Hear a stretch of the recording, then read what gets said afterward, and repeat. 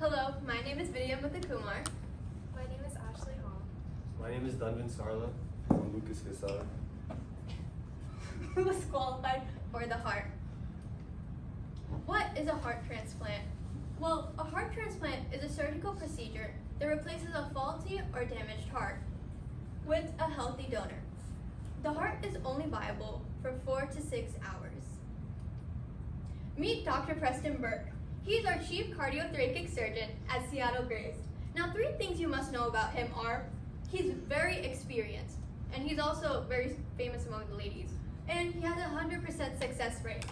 He will be the one performing the transplant. The medical oath. This is taken by every single doctor upon residency. The medical oath states, I shall never intentionally or administer anything to the overall harm of my patients. I will not permit consideration of gender, race, religion, political affiliation, sexual orientation, nationality, or social standing to influence my duty and care. Now, based on this oath, our decision will not go over this, and we will always stay under the oath while making our decision. The 3 qualifications and categories we chose are record substance abuse, medical urgency, and financially prepared. So first, we have record of substance abuse. So here we listed all of our candidates A through E and their history of substance abuse. So you can see candidates D and E don't have any history of substance abuse. However, candidate C does smoke half a day, so they don't meet the requirements for heart transplant surgery. Also, however, candidates A and B, although they are recovering and they have prior substance abuse history, the National Library of Medicine states that even though there are doctors that debate whether or not these candidates should be considered, there has been a study that shows that history of substance abuse doesn't directly affect heart transplant surgery.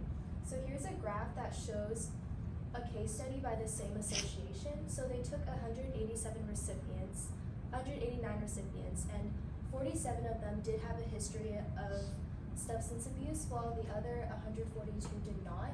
And the 47 people had the same rate of survival as the rest of the 142 people in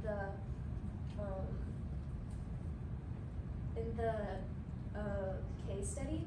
And since the survival rates are the same, it proves that even though candidates A and B have prior substance abuse history, they should still be considered for the surgery.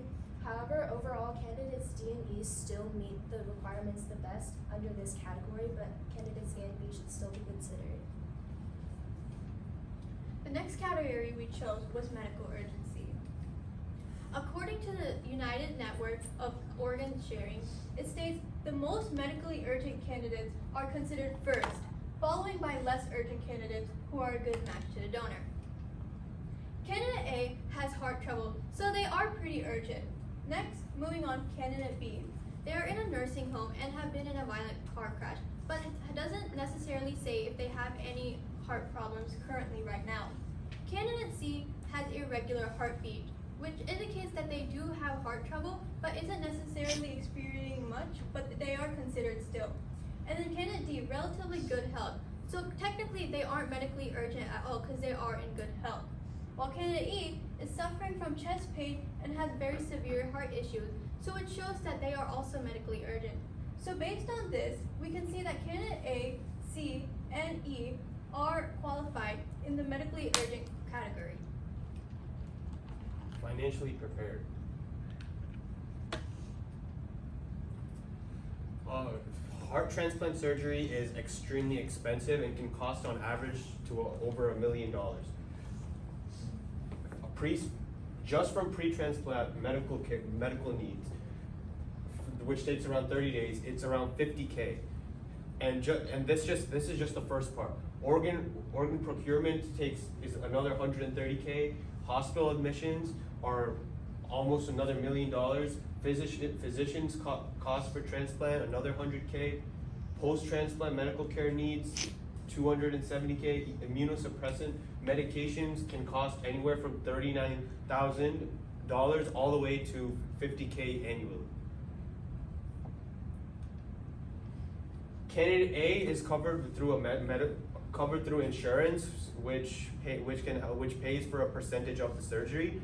Candidate B currently is not in a good financial situation. Although he's not in a good financial situation, many organizations and government funding can help the patient pay for his surgery, but it's not viable, as there are many other candidates who are able to pay for their surgeries. Candidate C has a decent amount of money based on their spending and analytics.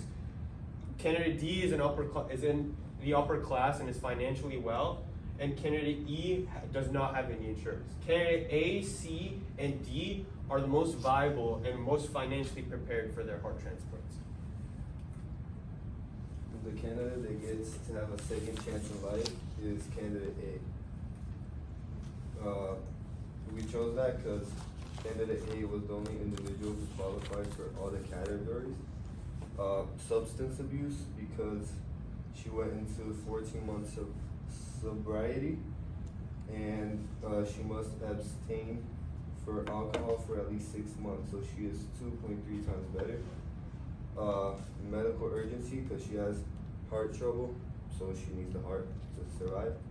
And then she's financially prepared because she has insurance, so she can pay for the procedure. Thank you. Thank you.